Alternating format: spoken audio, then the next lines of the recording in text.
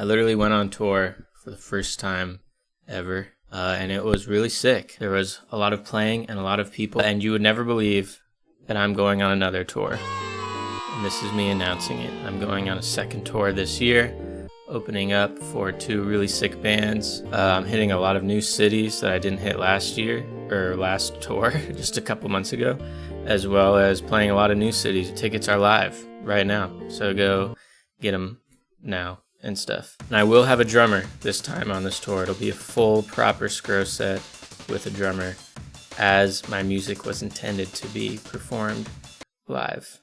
Additionally, if you're in Los Angeles, I'm playing a huge headliner with Underbelly. We're playing the whole Scrobelly EP, and the Scrobelly show will also be with a drummer. It's gonna be sick. I have to tell you something on tour that happened, and it was pretty much my worst nightmare. So we had 3 Texas shows, San Antonio, Austin, and then Dallas, and they were all really fun, and Texas goes crazy. I really enjoyed the shows there. But because, you know, when you're on tour, you play a different show every single night. Like, you know, you get up on stage, you're like, what's up, San Antonio? What's up, Dallas? Like, you know, you say the name of the city, and people go crazy for that for some reason. So it's fun doing that. So before every show, like in the green room, I tell myself like the name of the city over and over and over again. I'm just like in the corner of the room, just like Dallas, Texas, Dallas, Texas, Dallas, Texas. What's up, Dallas, Texas? What's up, Dallas, Texas? What's up, Dallas? Like just psyching myself up and making sure that I say the right city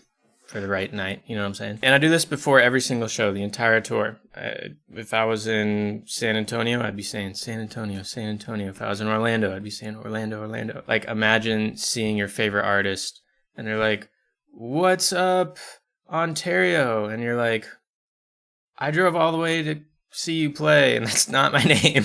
You want to feel a little bit like they care about the city that they came to, you know, and that they remembered your freaking name. So because we're like 2 weeks through the tour, I was just like really comfortable and confident with the scenario and the day-to-day and the show and like setting up and tearing down and what to do before and what to do after. Like I was feeling comfortable and secure in myself as a performer, and I just, you know, wasn't even thinking about knowing my place in space and time.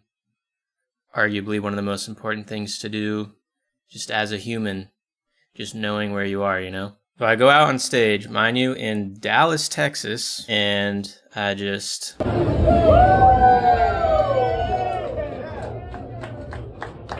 Austin, Texas! What the hell is good?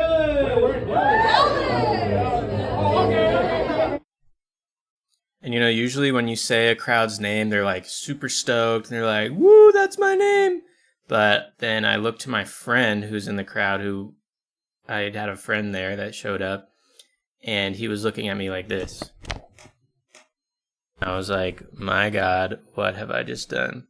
I think I forgot the name of the city, and then I was so nervous when that happened that I didn't know where I was, and I was like, what other cities are there in Texas besides Austin? I just forgot, and basically the rest of the set, all I was thinking about is how I lost over this crowd, because like not only are there people for me, there's a lot of people there for Julia, the headliner, who might have never even heard of me before. So I'm like a new face, a new musician, and I want to make sure like they like me and enjoy what I'm doing. Getting the city's name wrong is definitely like a bummer, you know? And I was like, Jesus Christ, my actual nightmare just came true. Like it actually just happened, and here I am just standing on stage. What do I do now? So immediately I'm like, great, I lost everyone. This set's gonna suck. No one's gonna like me. I'm just gonna have to stand here and like do my set and just do what I came here to do and whatever. So in a weird way, I was not nervous anymore after that, because I was just like, well, they don't care about me anymore, so I'm just gonna sit here and play my show. And it was actually like the best show I've ever played, like technically speaking. Like I nailed all the guitar parts. I didn't forget any of my lyrics like I always do. There's no technical issues. At some point in the set, I was like, sorry about that bad joke in the beginning, and I remembered we were in Dallas. Sorry, Dallas, what's up, Dallas? But afterward, basically, no one noticed, and everyone just thought I did a good job and liked the set.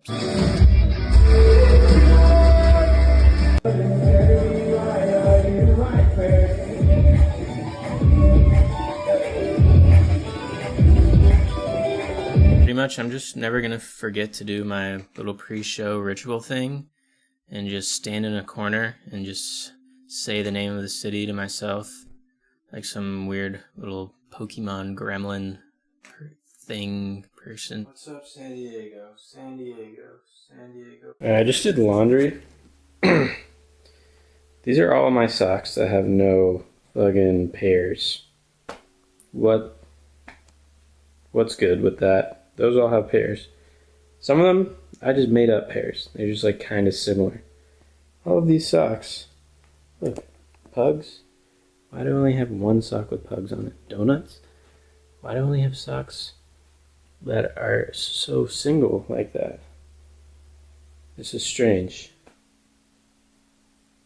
Bye. Yo, it's the night before Christmas and all who is about. Not a single. I don't know. I leave for tour tomorrow. It's Thursday night at 11. I'm still packing all my freaking clothes. Getting on the plane. I really like getting on planes. Basically, what part of this don't you understand?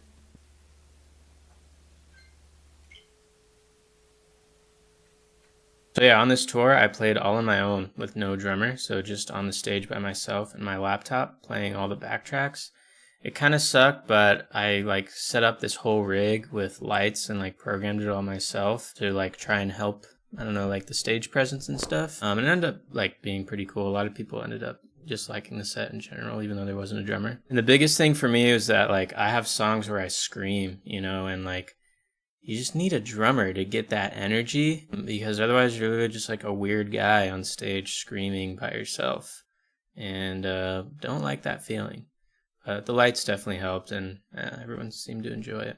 Actually, every time I screamed, that was when people went the craziest. So I'm gonna scream more, I think. So yeah, with that little light rig, I'm gonna take you through me kind of setting it up a little bit and like how it works, just like a tiny bit. I'm about to bring in the lights and try and figure out the lights. Well, they are figured out, but I'm gonna be programming them. So, you know, they do the thing live. So I got this bar light. I have these 4 like circular looking lights. All right. This just needs to reach. So I already programmed something a little bit. Let's see what's good.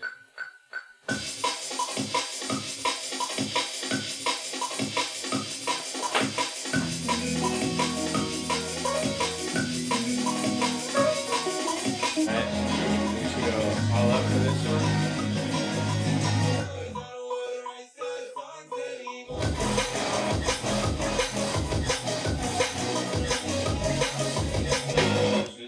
Okay. You get the idea. I also brought this heated blanket on tour. I run very cold, and I really like being toasty and warm at all times, pretty much. Hence, chronically wearing this oversized black hoodie, which you can buy at scromusic.com. Let's go. Because, like, what is this, and why are you doing that? But in Baltimore, it was so cold, and the heating sucked, and it was like below freezing. So guess who's a toasty guy now with this heated blanket? That's all I'm saying. All right, so here I am, the day of, about to leave. Oh, you know I gotta mute real quick. Gotta hit him with the mog, and learning how to work my camera. And then it's just a long clip of me trying to figure out how my camera works. And then here we go. Yeah, so this is on my way to my Airbnb to LAX, getting ready for the flight. And then I made it to Baltimore. This is where I was staying, in a little Airbnb. Got a fun little brother and sister vibe, I guess. What am I trying to say? Twins. This was me and Julia's drummer, Jack. We were kind of bunking for most of the tour. And here we go. Boom. Next day, we were on our way to the first day of exclusive tour. This is the van that we're in. All of the tour. That is a bag of merch. And then boom, we got the crew. Everyone in the van, just getting ready. And here's me looking. And finally, we have made it to the venue. I was super stoked when we first walked in because I always loved the punk stickers and graffiti vibe. That was one of my favorite things experiencing on this tour, is just like all the graffiti and the different art styles everywhere. We got the merch, not a show without the merch at the back of the show. Got the Scro exclusive tour merch and the sunflower, real sunflower seeds, tour seeds with the tour dates on the back, custom art and all that. These were so cool. I would like to have them on the next tour. In fact, I will have them on the next tour. So, and green rims. Yeah, most green rims are not actually green. There's Julia. Hello. Making some tea, some throat coat tea, and it kind of helps our voices get ready for singing. Here. And this is Jeff telling us to check out all of the penis drawings in this room. It is crazy how many wieners there were all over this venue, as well as every other venue on tour. But yeah, we were just kind of getting ready for the show. Everything's set up, so we're just waiting. This is the first time I brought the camera out to the crew.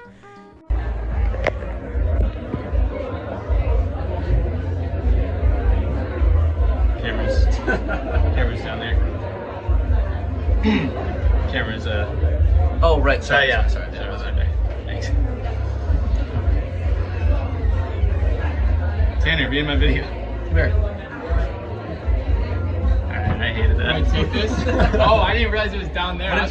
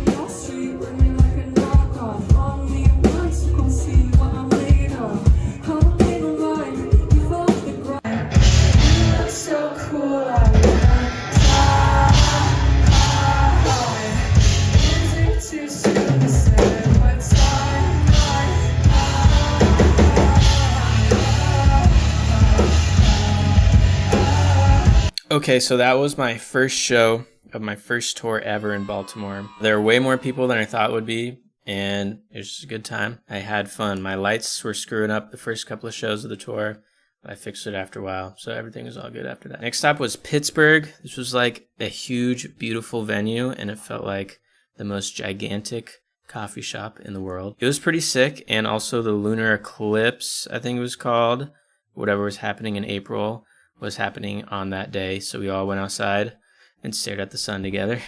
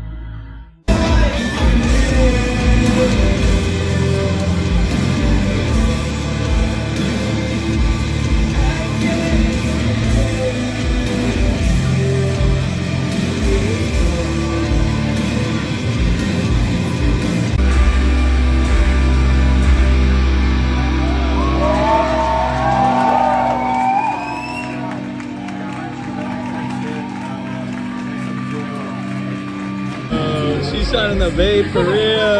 Afterward, we went to this bar, and I got this cute little monkey cup. And next up, we're at Ohio, which is literally the Midwest. And I was very stoked to finally be playing some Midwest emo in the Midwest. It was quite fitting, and I felt like the crowd was vibing.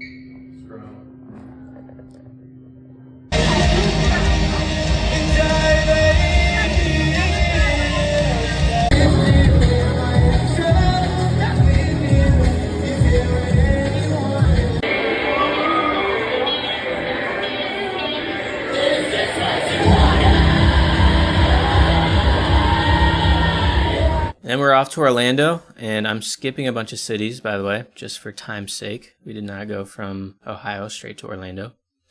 And I grew up in Florida, so I had some friends come through to the Orlando show, and they also had fog at this venue. Like, they had this fog come out, and I had no idea how important fog is to lights, because it like bounces off of the fog and it like lights up, like it feels like the whole room is strobing rather than just like this one thing, because it like diffuses over the whole room, all of the fog or something like that. Should I bring a fog machine on tour? Should I bring a popcorn machine on tour? What else should I bring on tour?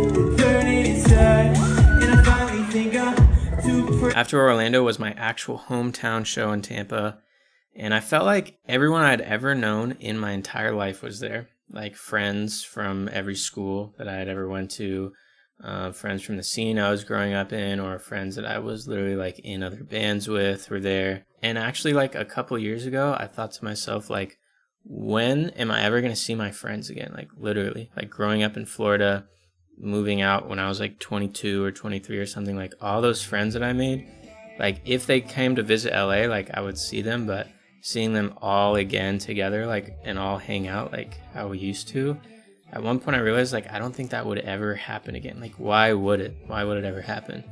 But it kind of happened a little bit with the show in Tampa. Like all my homies were there, they're all stoked to see me, I was stoked to see them. I didn't really get to hang out with them as much as I wanted to. It was really great just like seeing all my friends and saying hi really quick and just doing the thing. Okay, so Denver was so sick. The crowd was amazing, but also the venue, which was attached to this museum called Meow Wolf, was just really cool. And there's all these like lights and stage production and visuals. Like this was like the most high-tech venue that we played at for sure. And they had this setup where you could project visuals on all of the walls. And I happened to have visuals ready to go just in case something like this happened at a venue. And it just went crazy, especially with like the strobes being on every single wall in the venue. Like it just went so crazy. There's a lot of people who are into like bass music and dance music in Denver too.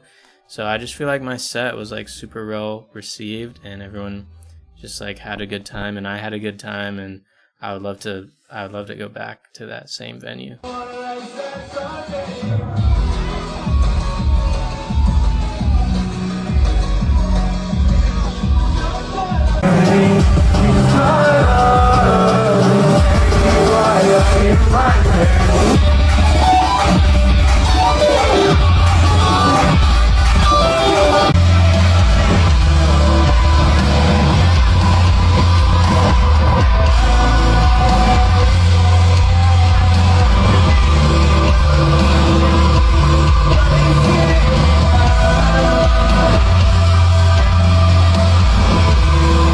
So here in Detroit, we are, like every venue, usually in the green room, there's like some graffiti or, bands drawing their name everywhere and stickers and stuff.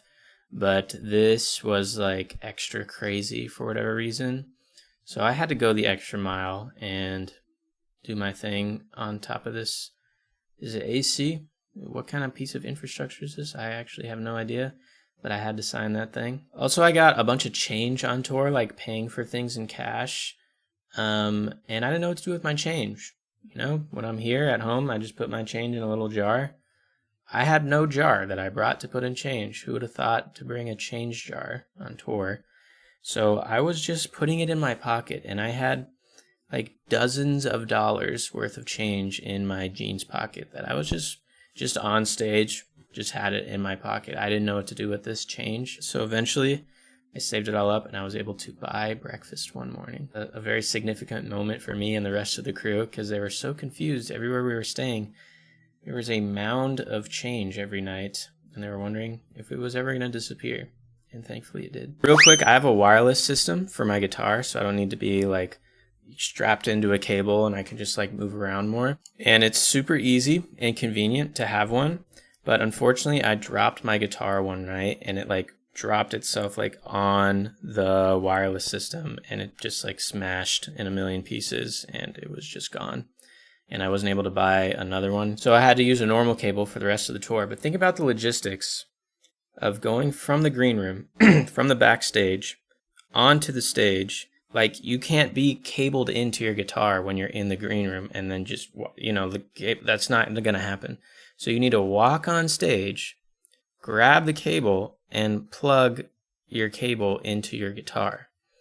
Now me, I was not used to do that. I built up this very efficient workflow of having everything wireless, and everything was like set up before the show where I was able to just turn it on and then just walk on stage pretty much. Almost every night after I broke my wireless system, I went on stage, was like, "What's up, I'm Scro, you guys ready for the show?" And then I would press play on the tracks and I would not plug in my guitar, and by the time I had to play the guitar, nothing happened and I had to stop the show right there and then and go, "Whoops, forgot to plug in my guitar," and then just restart the whole show. That happened like every single night. The hell is good? I'm trying to party like a little bit. Oh wait, I forgot to plug in my guitar. Almost. Oh my, no! Almost, guys. That was These guys stink!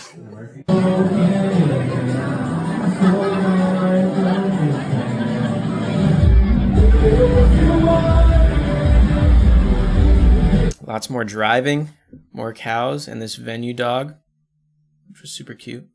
And then this was the last show. Altogether, there was like 16 shows on the tour as a 3-week tour. The last show was in San Diego, and when I first pulled up, I was like not super stoked to see the venue because it was actually outside. And I don't know how to explain it, but doing a show outside in the daylight is like not nearly as cool as like doing it inside with all the lights and stuff. There's no like distractions from the rest of the world zipping by. Like, it makes you feel more important, and like in the zone, and you don't hear like a couple being like really drunk outside and like fighting or like cars honking and stuff. Like, just kind of ruins the vibe. But it was actually like a sunset time for me, so by the time my set ended, like, you could see the sun setting, so that was really cool, and everyone was outside and the energy was cool. Also, the stage was huge, and since it's literally just me on the stage, I was just like running around and like enjoying the space to myself. So it actually did end up being like a pretty cool show. 1, 2, 3, what's good, San Diego? Next time. And pretty much, yeah, that was the tour. The most annoying thing is when I came home, I put my camera right there, just like it is now, sat here and recorded myself talking about my very initial gut reaction to getting off the tour, and the audio just didn't work. So that would have been a really cool thing to put here, because I literally just like got off the van, dropped my baggage, didn't unpack anything like an insane person, just turned on the camera and just like started talking, like being exhausted. But anyways, the tour was awesome. Stoked that Julia took me on tour with her to play guitar for her and open up for her. And it was really easy because I'm producing her music. So I literally write the guitar parts, so I like don't even have to practice those songs. And I'm glad I was able to like document this and like archive it a little bit. Probably won't do this again on another tour because it just like takes a lot of time, and it's also like a little bit cringe to do this, I'm not gonna lie. If I was able to bring someone on tour to do this for me, like that would be really fun maybe. I thought I was gonna be way more emotionally and physically taxed like every night and at the end of the tour, especially playing 2 sets, like a half-hour set for me, singing and playing guitar, and then playing the hour set for Julia, and then like hanging out with people near the merch or at the merch at the end of the show. I just thought I was going to be way more exhausted. And there were points where we played like 4 shows in a row where my voice was getting really tired because I'm literally like screaming sometimes, and I could just feel myself get more exhausted. But like generally, because I wasn't driving, thankfully, I was just kind of like most of the tour just in the back of a van playing Switch, as you saw, just kind of like a general theme of this tour. I beat Zelda, not to 100%. I thought I was going to. I only got to like 60% of the way through. That game is way too crazy for me to 100% it. I'm excited to do more tours in the future, and I literally am going on tour in a few months, starting in October, with Origami Button and Makari. So that should be pretty sick. Definitely come out and see me, grab some merch, come say hi. Please tell me I'm really talented and awesome and cool. Actually, don't do that last thing. That was super weird. Don't do that. Just come to the show and be like a normal, like chill ass guy, basically. I will catch you guys later. Album coming next year. Bye.